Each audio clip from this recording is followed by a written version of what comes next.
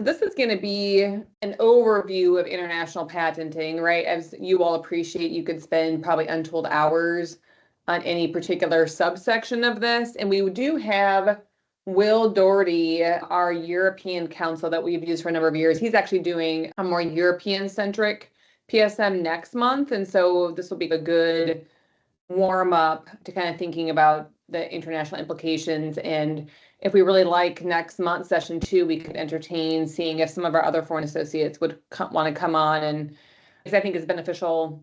We're not as in the weeds in these different jurisdictions all the time. So I think it's interesting to get some of the nitty gritty from people who are adept in those countries. So into international patents. And so I think one of the biggest confusion points when you have newer inventors is when you say, we can do something called an international patent application. And in their mind, they're like, ooh, look there's one application that is covers all the world, right? And obviously that's not the case. There is no international patent, and I know a lot of this will be review for a lot of us today on the call, but feel free to jump in with interesting tidbits you learned about different jurisdictions and things like that, or interesting strategy pieces. I think that's how we can get into some more of the nitty gritty, interesting weed kind of stuff. But patents are jurisdictional property rights, right? So, a U.S. patent protects the selling, offering for sale, importing, manufacturing, using of an invention in the United States within its borders, but also includes our territories, Puerto Rico, Guam, and the U.S. Virgin Islands. If you get a patent in China, it protects those same rights within China. If you get one in Australia, those same rights within Australia. So you do have to think about a portfolio and these rights as very jurisdictionally constrained. And I am using jurisdictional here because in some cases it is just very specific a country. And then in a few regions of the world, there are kind of multiple countries that have banded together to do different portions of the patent process. And we'll talk about that more later. So suffice it to say, if you have interest in a country, you need to file in that specific country. And there's lots of ways to do that. So why might a company or an individual pursue foreign patent protection? Well, of course, you may find economic value in other markets. It's a global economy. If you have competitors in a particular location, a particular jurisdiction, and you want to sell in that jurisdiction, it may make sense to inhibit them from competing with you for that particular invention in that particular market. So a lot of the questions that we ask inventors are, where are you planning to manufacture the technology? Where are you importing, exporting that technology? Where do you have competitors? Because if you don't, I always make the argument, if you don't have a competitor in a country, then who are you really stopping? Obviously, you can't crystal ball and say, you're never going to have a competitor in that country. But for the foreseeable future, if you have no company in Australia that's going to compete with you, then why do you need a patent in Australia, right? Because you're not preventing anybody from doing it. But you could, that could change. Are you entering into partnerships with foreign companies? I do know that certain countries can be more nationalistic, or at least it can be a sign of respect to get a patent in particular countries where you're doing business with entities in those countries. So I would say Japan is an example of that, where it may, if you're going to do business with a Japanese company, it may heighten your need to get a patent in Japan to kind of show respect for that country's property rights. I think it's an interesting one too, for a lot of startups. If your plan is an exit, within 2, 5, 7 years or whatever, consider who would maybe buy you and where do they file, right? So if Novartis is your target company, where does Novartis file their patents? And at what frequency, right? Are they, they're for sure in Europe? Do they file a ton in China, Japan, South Korea, Australia? If Google is your planned exit, although Google wouldn't pay for any technology, they'd probably just take it. Just kidding. Sorry for those in the call. Works with Google. Looking at where they file, and that can be easily found in Google Patents. You can look at the two-letter country code to see where different companies are filing. So that's also something to think about is, how do you make your portfolio enticing for other companies? As they may have any other strategy pieces that they consider with clients, other things that they bring up? It's an interesting point, just area, because I feel it's so business related, these questions. Mm-hmm. Every patent you file should, of course, have some connection to a business strategy and be filed for a reason. But where to file internationally, it's so expensive, any international patent, but when you go to multiple countries, it can add up quickly. And one thing that all these things, I agree with all of your areas there and the questions that you ask people about the business plans and manufacturing plans, etc. One thing that can make it more kind of concrete as well is something we talk to people about is, if someone was infringing your patent in X, Y, or Z country, would you ever litigate? Mm-hmm. Would you ever go after someone for infringement in this country? Would it be worth it? And what are the chances of that? And if it's if they can't even imagine a scenario where they'd want to enforce a patent in a jurisdiction, then don't spend the resources to file there, right? So that's another way to kind of think about it, I guess. Yeah, no, your willingness to enforce your rights. And I think that's actually, you bring up a good point too. Dave, it's your willingness to enforce those rights in that country. And there are certain jurisdictions that are not as amenable to foreign entities enforcing their rights. And then the other piece of it is invalidation rates. And this is like years ago now, but I remember a long time ago, I had looked into invalidation rates across several jurisdictions. And as an example, the lifetime cost and the invalidation rates for patents in South Korea was by far one of the highest in cost and higher invalidation rates. So it's a small, in that case, it's a small economy. Competitors are not, but would you litigate there? High invalidation rates and the lifetime cost of a patent there is really high. So, what is the value of South Korea then to your company, right? And it may be highly valuable, so you're willing to do that, right? Take those risks. But I think that's a great point, Dave, because again, we kind of forget that the ultimate goal of a patent is to enforce it, right? Right. Yeah. Go ahead, Al. And on that note, we've had clients that are like, they want to just file cease and desist letters, right? For like copies or something like that, right? For China and India or whatnot. And so having a patent there kind of helps them do that, right? Mm-hmm. Yeah. So maybe, even understanding in certain jurisdictions too, understanding the enforcement vectors, right? How easy is it to send some of those letters, right? Because I know like in the UK, I think, and maybe this is something we can talk to Will next month, but I think in the UK, if you send a cease and desist letter, you have to be willing to litigate. Like there's very careful language that you have to walk on either side of.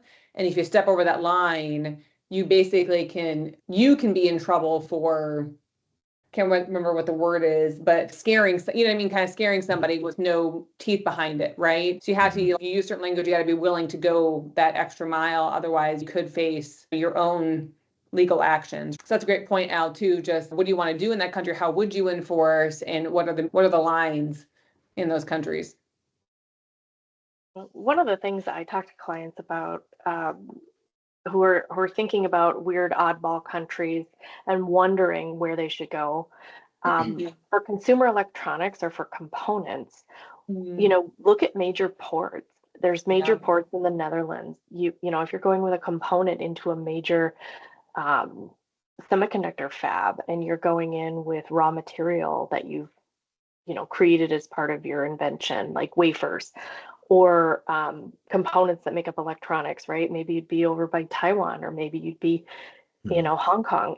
These things are kind of important to think about how shipping and importing breaks down, especially if you're going to import or manufacture. Yep. And that ties to the tariffs and stuff like that going on right now, right? But we have clients that are considering moving manufacturing locations just because of that. Or building new manufacturing locations because of that. Yeah, all great points. All right. So obviously there's lots of ways to get to a cost-effective international strategy. I think it's easy to go all over the place. I think it's harder to not go all over the place. And I think that's where you're going to be the most effective and best use of funds, because it can, to Dave's point, it can add up.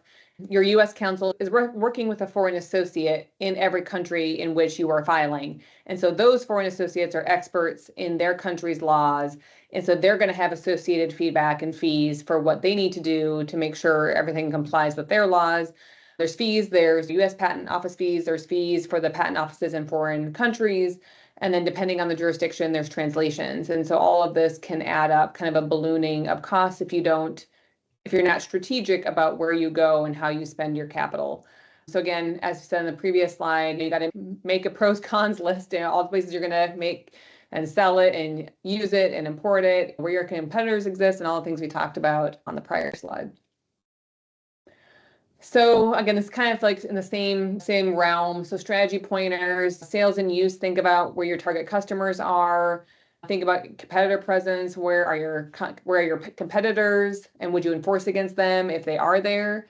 Manufacturing. One thing that was interestingly brought up recently is that certain Asian countries have more significant China ties, so like Vietnam and Malaysia. And so if you're manufacturing in one of those jurisdictions, there may be some bigger implications there with China having so much input into those countries. I don't know much more than that. I'd have to research it more, but that was something interesting that one of our clients had brought up, that they were considering fully shifting to India to fully get away from the influence of China and certain other Asian markets where you might otherwise consider manufacturing. Although Vietnam and Malaysia do have their own IP systems. Again, I'm not sure the interplay there, but something interesting to think about. Distribution, to Kristen's point, think about importation. And also there are other governmental bodies like Customs and Border Control and the International Trade Commission in the United States, or other ways to enforce IP rights at borders. So that's also an interesting thing to be thinking about, even outside of IP right, because you don't necessarily have, I guess related, right? You would probably have to have some kind of IP rights in that country to be able to use those governmental agencies. And then exit strategy, as we talked about, what companies do you want to buy your company if that's your exit goal, and where do they file IP? So I was wondering when China was going to come up. I think we could probably do an entire PSM just on patents in China. Yeah. It's interesting because I think it ties together with all of this, and what we were talking about just a minute ago is that it also, what space you're in and the type of technology that you have and the type of manufacturing that you do can change the equation a lot. So for instance, let's say you're a semiconductor fab, huge amounts of CapEx go into creating some kind of a factory like that. If they're doing that kind of manufacturing in China and you assert a patent against them, and because I'm not an expert on patents in China, full disclosure, by far, but what I've heard is that the patent system there is relatively fair and relatively friendly, even to non-Chinese entities.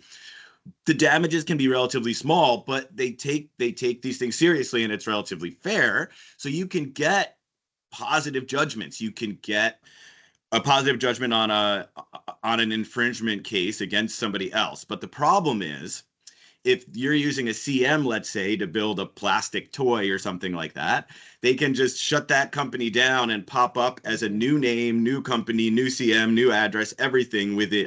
From what I've heard, at least, relatively easily, low CapEx, fungible kind of manufacturing that you can do lots of different places easily.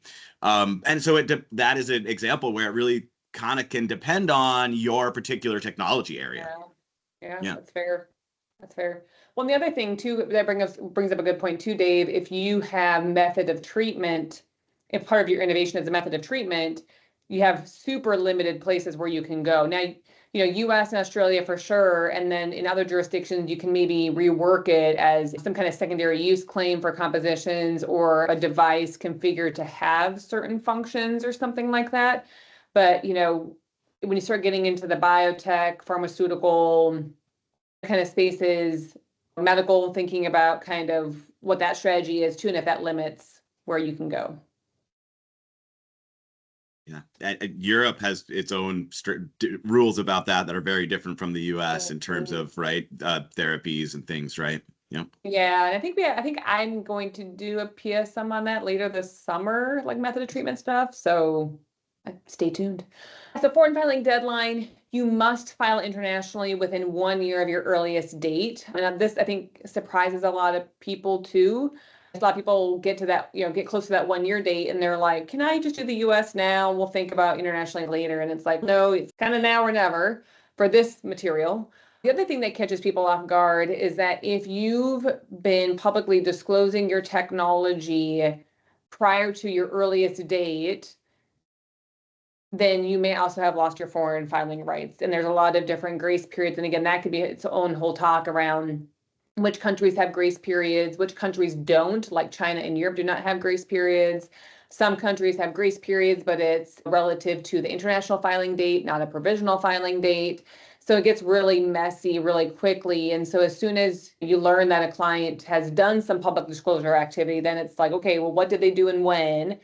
And how does that map to all the countries that they're interested in, even if that filing is much further away? And how do we preserve as many rights as we can now to get them the protection that they want in all the different places? So it becomes kind of a quicker strategy session and maybe an earlier discussion about this than you had planned on. Quick, obviously for different patenting pathways, you can go straight to an international application. You don't have to step through a provisional or you don't have to step through a non-provisional. You can go right and file an international application day one. It pens for 30 months or 2.5 years. You can also go from non-provisional to international. Again, if you're in the Patent Cooperation Treaty, which we'll talk about more later, other countries respect other countries' non-provisionals, and so it becomes that stake in the ground priority document for the later international application. But you can also do the provisional, which only certain jurisdictions have that, the US being one. And again, countries in the Patent Cooperation Treaty respect that provisional, and so you can claim priority to that and do your international application off of that. So lots of different ways to get to the same endpoint. So, in thinking about where to foreign file, it is important to remember, I think this is one of those hidden things where if you haven't had to deal with it before, it's easy to catch you off guard. But in the global economy, there are, you're working with people who are resident in China, you're working with people who are resident in India, and if that's the case, you may need a foreign filing license in the US or in that jurisdiction first. And so really monitoring where inventive activity is happening, where people are resident, people's nationalities, and figuring out whether you need a license or not. When is this going to come up? I don't think patent offices are really looking at this or anything, but in theory, in litigation, it could come up as an invalid filing because you didn't have a license. It could come up in maybe some kind of deal when they're doing their due diligence and they come across the fact you didn't have a license and so it's not valid. So it could really sink you at later times. Likely, I don't know if anybody has any experience with the pitfalls that's for filing a license. Certain countries come with jail time for the inventor. Yeah. They don't get their foreign filing license appropriately. So it's a real deal. Mm-hmm. Yeah. I think some of the punishments run from jail time for the inventors to the fact that you can't ever file in that country again. I don't know. I mean, I'll ask if anybody's had this experience. I don't know if during litigation, even if you didn't get a foreign filing license and you didn't file in that country, that was kind of your punishment, so to speak, for not doing it. If it still can be kind of a negative thing for the patents that you did not properly do that. I mean, in the United States, if you don't get the foreign filing license, right, you can't, I think the punishment is this, you can't file in the US. Is that it? I don't know how closer they're looking at that. That's the thing. Like, it's something you should do because the consequences could be there, but I don't know. I don't know who's keeping track of this stuff.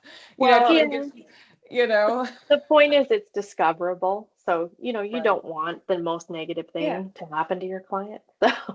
I know for sure, but no patent offices outside of that, litigation, kind of what we were talking about.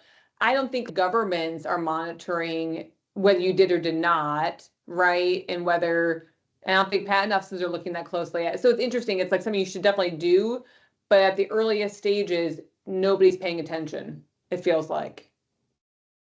right? I mean, Well, I think national security sort of stuff, they would be. I think they are combing patents for those sorts of things. yeah, for There are that, for countries. secrecy. Yeah, Yeah, Yep. yep. that's fair. I think it just to me, it just looks like poor prosecution, but that's just Yeah. kind of Yep, my sloppy. opinion. Mhm. It's sloppy that you didn't pay attention. I mean, I had a client who just decided they weren't going to do it. I think it was Greece, and I think the penalty was you couldn't ever file in Greece, and they didn't care, so they were good to go. I mean, I have trouble with that because I think it just doesn't look good if somebody down the Mhm. line really scrutinizes things, but I don't think there was more of a quote unquote punishment for not doing it than that. So, Yep. So once you get all that in order, for foreign filing, you can do direct national filings through what's called the Paris Convention. I would recommend this if you only had one jurisdiction in mind and you're okay with spending more money up front. If you want to delay cost, the Patent Cooperation Treaty, which is that international application, that gives you another 18 months or 30 months total to make decisions, so delays cost. And that protects your rights in 150 plus countries. It's constantly changing, but it's always 150 plus. And so that's kind of the mark that I use. So I guess I would say mhm. protects your ability to file in 150 countries, right? It wouldn't Right. necessarily be protected. Right. Yep, exactly. You still have to go into that country if you want protection, but you kind of keep that I always tell clients it's an option card. That extra, so a US filing fee, I think now do they change it again to $730 or something? I don't know. It changes every week, I feel like. And a PCT cost, is 3 to 4x that. So somewhere between 3,000 and 4,000 or 2,500 and 4,000. And so you're basically buying an option card. Right. I don't know what I don't know right now, but I want the ability to file in those countries later. So I'm going to pay the extra money now for that option, but it's not as much as if I had to enter all those countries today. So application overview for the Patent Cooperation Treaty or PCT application. It's filed via the World Intellectual Property Organization or WIPO.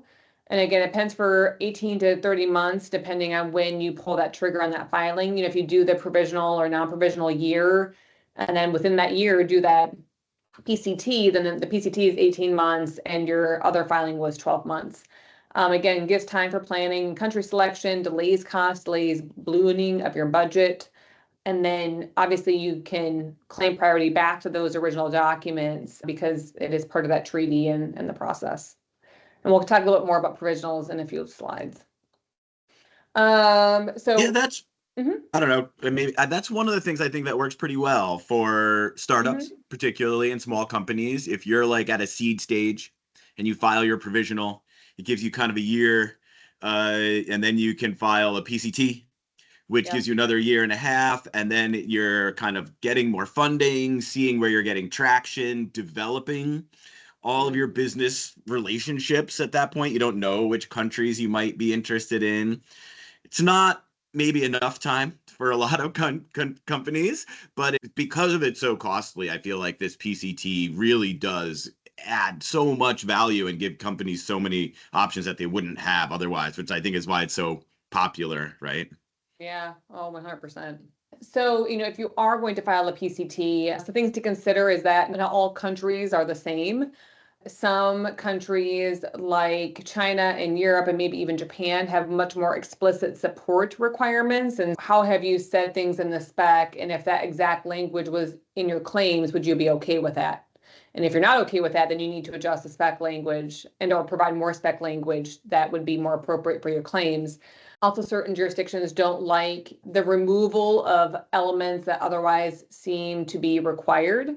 And so if you want the application and the claims to be read more broadly, you need to include more examples or paragraphs where your invention is super stripped back of just, the true, most simplistic core elements, and then you add in different ones over time.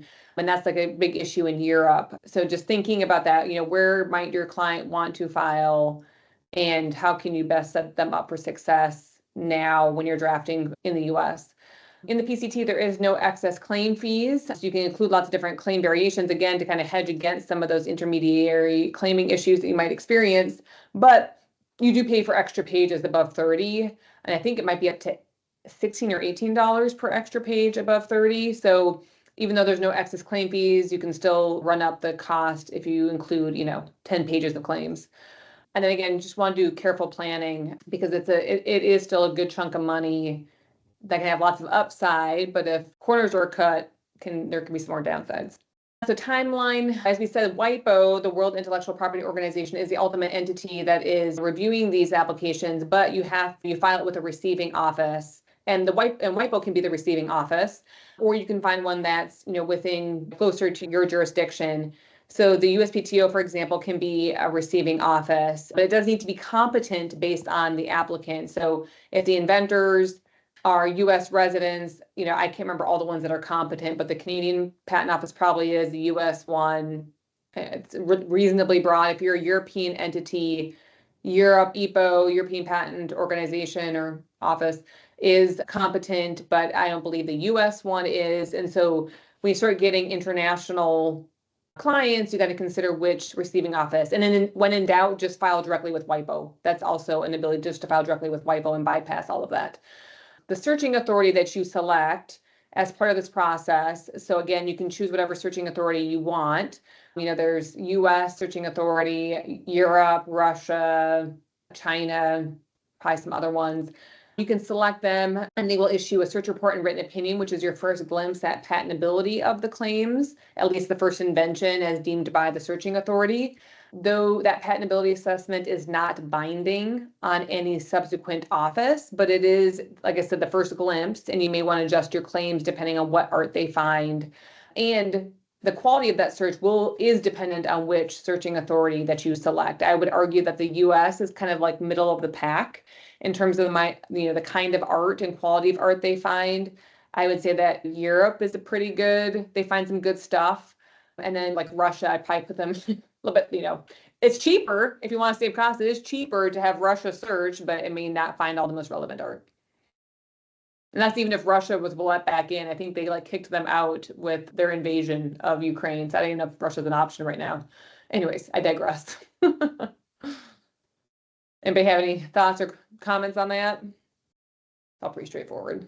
I guess a question maybe for everybody. It's a little bit of a corner case potentially, but if you think you might be subject to a secrecy order and you want to file a PCT first before a non-provisional US application, would you recommend that they use the US and it's a US invention, US inventors?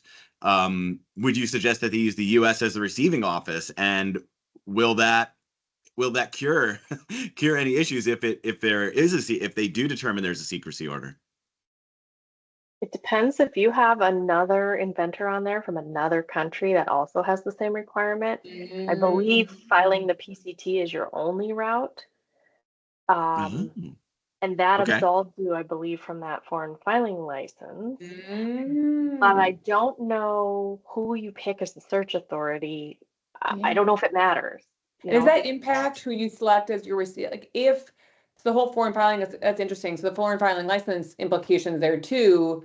If you went right to a PCT, do you have to file it with WIPO then? So you wouldn't have to otherwise get? I would, because I think that's the only way you can absolve yourself from getting that foreign filing license. Yeah. Oh, interesting. Wow, that is a quagmire. If you have two inventors in different countries and both countries are like, no, this is secret.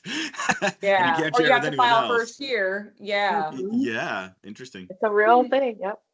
I believe I've run into that in India. I've run into that in Russia. And I've run into that one other weird country. It was just happened to have different nationalities on the inventorship, and both countries required first filing. So the only way to get around that is either handle the foreign filing license or file PCT first. But the secrecy order, like let's say it was, a Russian defense system.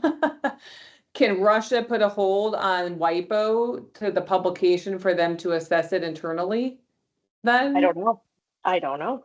Dave, I feel like you need to look into that and report back next time. Okay, got it. Who needs to get homework on PSM? Yeah, so obviously there's some interesting, questions we had about choosing the right receiving office, but choosing the right ISA. Honestly, I mean, I would choose for whatever aligns with your primary market, but like we had a client one time who was short on cash temporarily, but wanted to get it filed. And so we did Russia as a searching authority, like, as it was the cheapest option that could be used at that time. And we knew that we'd be going through US prosecution and would be, adjusting it. We also have a client that does a lot of work in Europe. And so they do actually Europe as a searching authority because it quickens your timeline to prosecution, because that search report that's issued ends up being the first search report that's levied by the European Patent Office. So it might compress your prosecution timeline in Europe, which can be somewhat ridiculously long.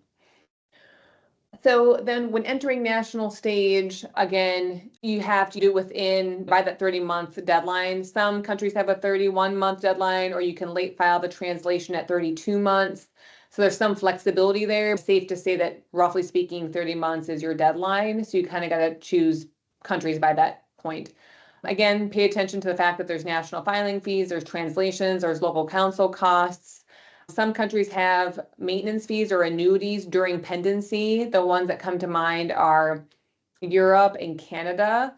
Europe is rather expensive, so every single year Europe is dinging you to let that patent application sit there. So it does behoove you to try to encourage expeditious prosecution. They have a PACE program and things like that you can kind of encourage the European Patent Office to pick it up sooner.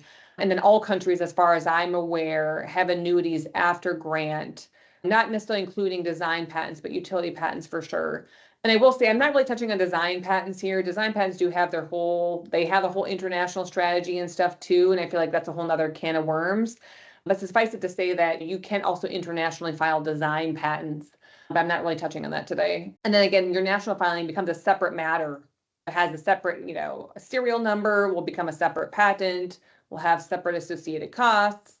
So it's really its own entity at that point.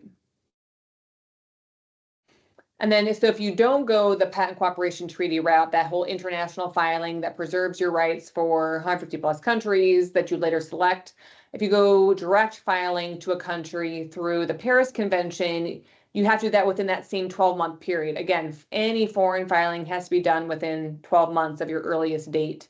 It can be faster, of course, because you're going directly into a country. There's no 18 additional months of pendency, but it could be more expense up front, depending on the country. But it also may be the only route for countries like Taiwan. Taiwan is not part of the Patent Cooperation Treaty, which is the most notable one I can think of. But so it is an option. But again, if you want to delay costs, the PCT makes more sense. If you know that China is the only other market you want to file in, then I'd say go right to China. You're not going to save anything, or increase the budget by waiting. So we kind of touched briefly on the danger of the provisional patent application strategy and what it could mean abroad for your other filings. So again, filing a U.S. provisional does start the clock for your foreign filings, right? 12 months from that provisional filing date, you have to foreign file. Certain other jurisdictions might have more rigorous or strict standards around support in provisionals. And so, think about what your provisional said and what your non-provisional is saying and how those align, and whether you can actually truly claim that priority date from that provisional, and how much benefit does that provisional provide. Like, we had a case, I was actually in an opposition proceeding for a client several years ago now, where the technology had just changed. And so their later filed European patents tried to more broadly capture their new innovation while their provisional was more restrictive. And so through the opposition proceeding, we were still able to get claims, but they were much more restrictive, and it had less coverage for their current product because the provisional was their older technology. And while there were laundry lists, this is one of the note about Europe. Europe hates laundry lists. If you have laundry lists of things in a provisional, Europe does not allow you to cherry pick from those and recombine them. You can cherry pick one thing from a laundry list, but then you can't cherry pick from another one. And it's just, you got to, again, have those embodiments, have those like nicely packaged. This is one example of an invention. This is another one, from really broad to pretty narrow. So think about that. Again, provisional should be as complete as possible if you got the time and budget. And so, again, kind of talked about international, which is this way to preserve your rights for 150 plus countries, then select those countries and file specifically in those countries. There are a few other organizations in the world that also function that way. So the European Patent Convention allows you to file one application with the European Patent Organization, and then so it's one filing for 39 member countries. And then once you get a grant with EPO, then you actually select countries in which your patent will be enforced or valid, right? So you say, okay, EPO, review this. Okay, I got a grant. Well, now I really only want it to be valid in Germany because that's my main manufacturing center. And so it's a way to kind of preserve rights for lots of EPO countries, but then narrow it down to the countries that really matter, because every country you select in Europe will have its own annuity, so 2 times whatever the cost is, 3 times whatever the cost is, how much you're going to pay every year once that validation happens. And it does include some non-EU, non-European Union countries as well. The other route is through the Unitary Patent System, which is much newer in Europe. So that is one patent for 18 EU countries.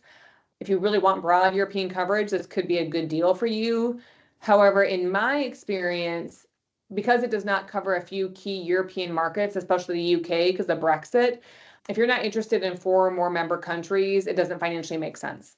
So if you wouldn't file in 4 or more EU countries, or if you want rights in less than 4 countries, I wouldn't do the unitary patent. Financially, doesn't make sense. Obviously, there's the big other question mark of just how are they going to treat patents and things. It's supposed to be reasonably patent friendly, but I don't know what the data is on that yet and how much data there is. I don't know if anybody else has thoughts on traditional validation versus the unitary patent system. I know it's fairly new, but this is kind of my view of the world.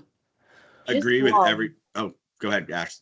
Just one, and that's basically if you go with this unitary patent setting and your patent is litigated and shot down and you lose, it's gone in all 18 EU countries. You cannot uphold.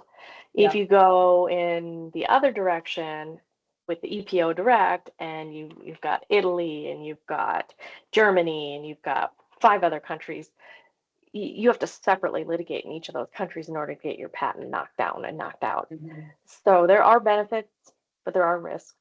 Yeah, that's fair. Exactly what I was going to say, Kristen. Pros and cons. Yep. Yep. Great minds.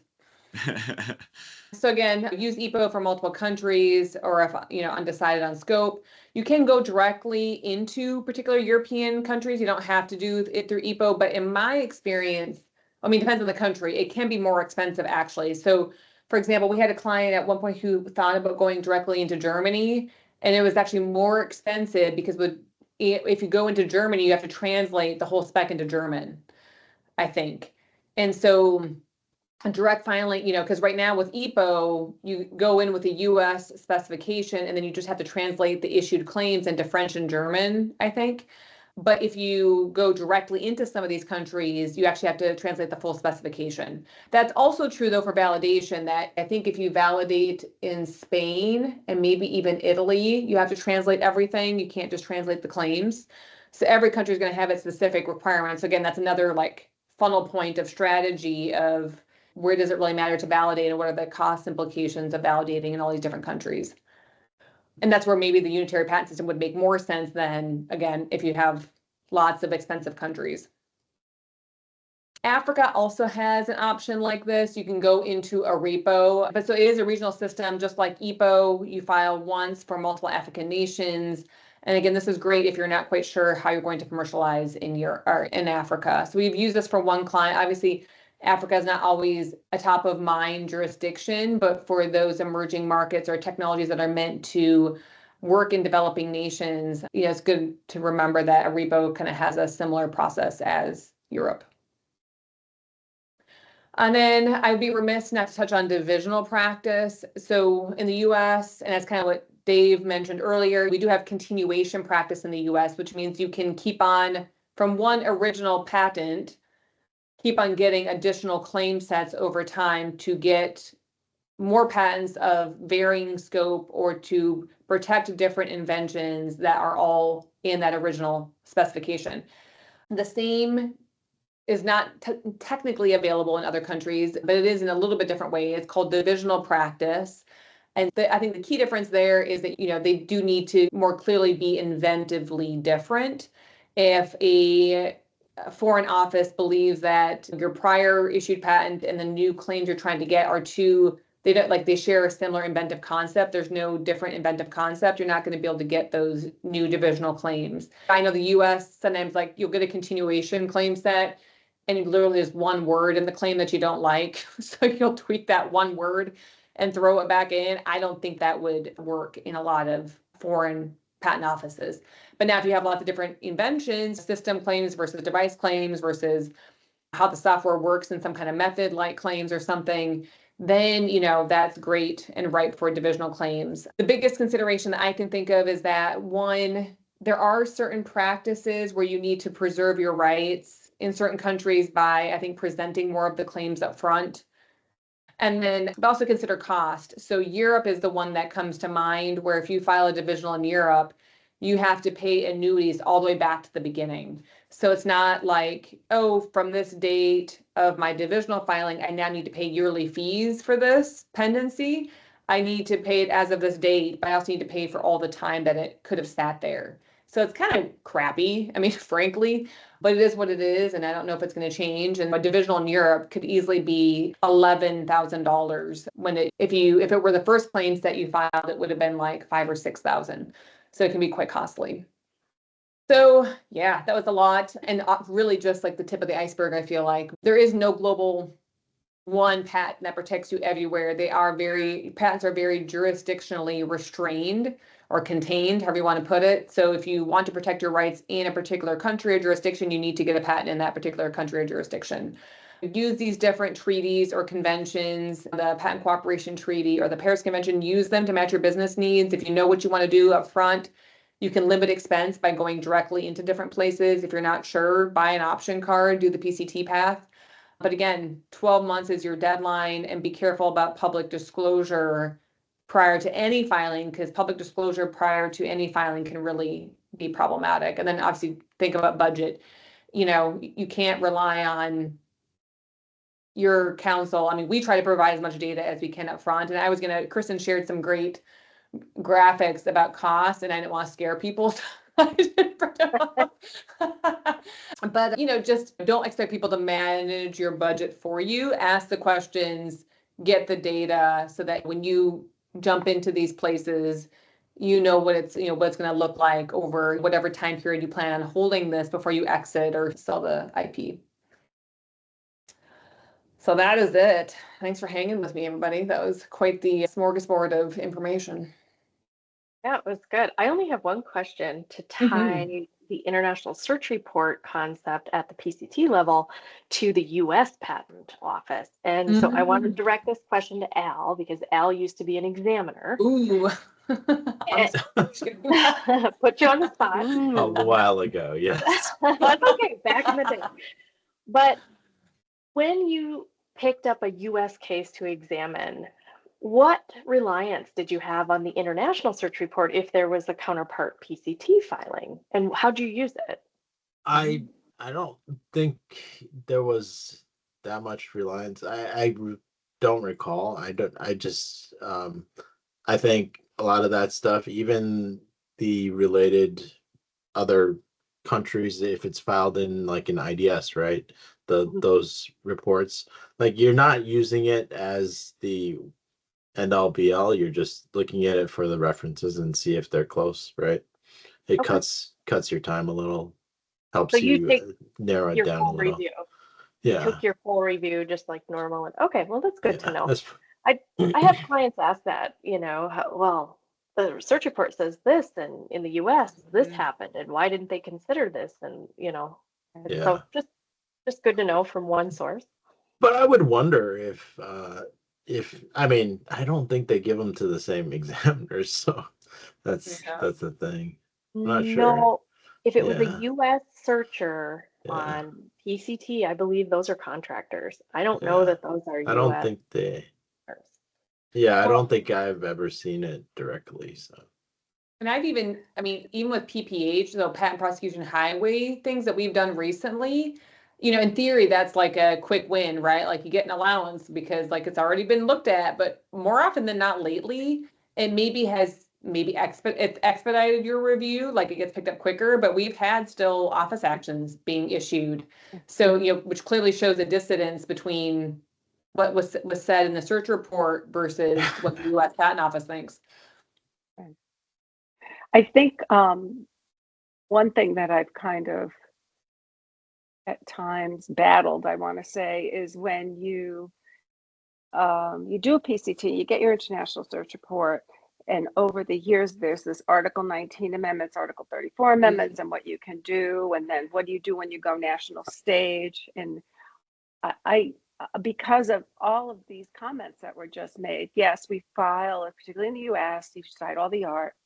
But when you go into other jurisdictions, the claims can be looked at differently. So I've always very much hesitated. I mean, I worked at one firm where they would just blindly align the claims in the foreign jurisdictions with what they had in the US before I just didn't understand that. You can't make the assumption. And I think I've been in the position where my case in the US may have been allowed, and then Japan, because of the delay, 30-month deadline and prosecution delays from when the US case was originally filed, will come up with a really good piece of art that was in the Far East. It was either from Japan or from Korea, which the US examiner, no offense, as a former examiner sitting in the room here, but the US examiner never saw. And you look at this and you go, you kind of go, uh-oh. Right. So I think we've all been in that position. So, one of the things I think this whole discussion brings to light is you really need to take each jurisdiction independently. And you can't assume that one thing allowed and one is going to be allowed another. I look at PPH as a way to cut the line. So if you can align the claims and it's not a terrible thing, like you're not making huge changes, but you can maybe advance or quicken the prosecution in that jurisdiction for basically no money. It's the cost of the legal fees, right? If that's important, then, otherwise you don't know. You may do that and they may blast you. Or, I think this was a long time ago. Experience was Canada and Australia tended to follow the US. If you follow PPH there after US allowance, high probability. Europe, I felt like, quite honestly, they'd like give you the finger. You think your head. Allow oh, we don't care. Yeah, I mean, Europe, we've been advised with our European Council to not do the PACE program. It's like $150 for them to file a form that basically says, hey, patent office, can you pick this up sooner than you otherwise would? But to your point too, Marie, one thing that I've kind of seen, and I totally agree with you, that whole like just carte blanche, let's just align everything can be dangerous because certain countries are not as willing to allow you to remove language from claims as they are in the US. Like in China, for like we inherited a portfolio, in the last half year or so, and some of the claims are just more restrictive than I would like them to be, much more wordy. But at this point in prosecution, we're hand-tied. Like I went through and marked up, like this would be my dream claim if we could get rid of all of this. And the foreign associate was like, yeah, no, we're not even gonna try that. Like a lot of it was just minor stuff, right? But it was more like, let's just wait for the divisional to do that. They're not going to let us do that at this point. So you do have to be like very incremental and strategic about what you're putting into those claims. Your ability to pull them back out is limited. And also with the Article 19, Article 34 amending of claims, when you do go national stage and you have to do translations, it's a real burden because I think you need to translate the original application as filed with the original claims, and you have to translate the Article 19 amendment. It becomes it's costly in many jurisdictions to do those translations, and I just found it cumbersome. I felt like I had all this junk I had to bring with me just to enter the national stage, where it would have been easier to either just leave the claims as filed and see what your first action was, or amend at national stage if you want to clean them up or multiple dependencies or whatever. So Yeah, I think the best strategy that we've seen and probably we've implemented sometimes is if you get like a really good reference in the search report, like they call like an X reference, right? Where it's, and you review it too, and you're like, that's a really good reference. Then maybe when you enter national stage, maybe you tweak the claims to overcome that reference, right? You say, okay, I want to request exam or whatever. So I'm gonna tweak it a little bit because I already know this thing is out there. And even if that office doesn't assert that reference exists and you know it's close. Yeah. So it behooves you to, you know, do But that. there's logic behind it. Yeah, exactly. There's some thought behind it. So. Which actually is one other point that I guess I didn't mention, which I should have for like the benefit of the audience, is that exam isn't always requested either at the time of filing, right? So the US and Europe, generally speaking, you're requesting exam at the time of filing. In a lot of other places, you can delay that exam request up to like, I think China is technically 6 months or 3 years total or something like that. And then Japan and, you know, other places, it can be upwards of 3 or 4 years from your national phased entry date. So I think that surprises people sometimes too, like how long these timelines are, but you can also move that up and request exams sooner. But yeah, cool. This was a nice lively discussion. Thank you, everybody. I had to laugh a little bit, Al, when you said, when Kristen put you on the spot, your response of, I cannot recall. He's on the stand. I should have been a politician. Of November 5th. You can plead the 5th. Yeah. No, I apologize, but I figured it would be something you could speak to. So you did well. It was great. No worries. Quizzes and homework from a PSM today. I mean, it's just like Europe, right? We don't care about what other people are doing, really. I mean, that's fair enough. I've always felt about Europe. So I do these things and go, they're just going to say, great, exactly. So true. Well, awesome. Have a great day, everybody. Thanks for coming on. Thank you. Thank you. Thanks, Ashley. Bye-bye. Yeah. Bye. Bye-bye. Bye.